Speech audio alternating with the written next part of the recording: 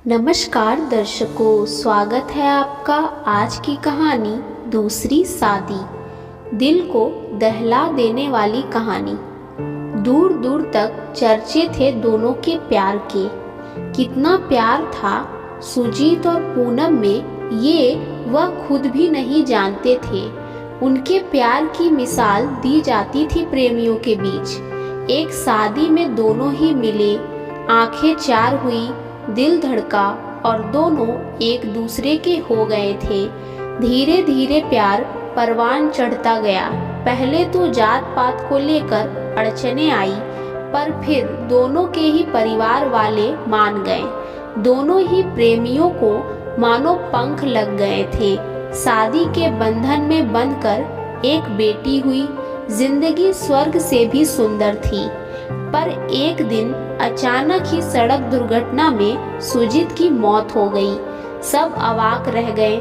इस घटना से पूनम तो टूट ही गई थी, पागलों जैसी हालत हो गई थी।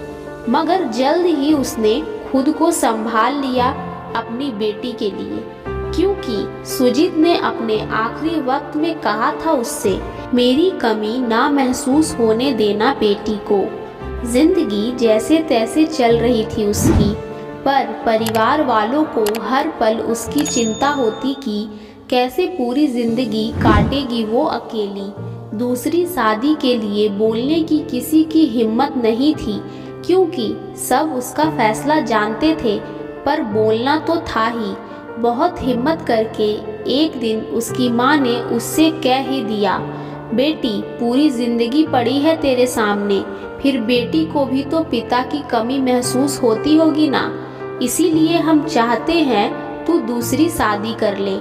माँ की इस बात पर वो हैरानी से माँ का मुंह देखने लगी, क्योंकि सब जानते थे वो किसी को अपनी जिंदगी में जगह नहीं देगी। थोड़ी देर बाद बिना कोई जवाब दिए उठकर जाने लगी, तो माँ ने फिर कहा, कुछ तो बोल बेटी, क्या फैसला है तेरा? अपने लिए ना सही, कम से कम अपनी बेटी के बारे में तो सोच।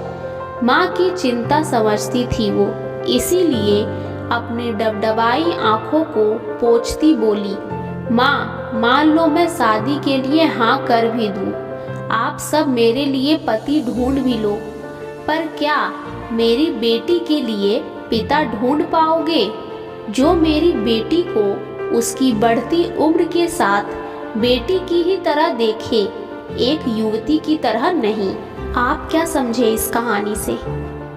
तो दर्शकों, आपको ये कहानी अच्छी लगी तो वीडियो को एक लाइक ज़रूर कर दें और आपकी क्या राय है हमें कमेंट करके ज़रूर बताएं, और साथ ही इस स्टोरी को अपने दोस्तों को भी शेयर करें।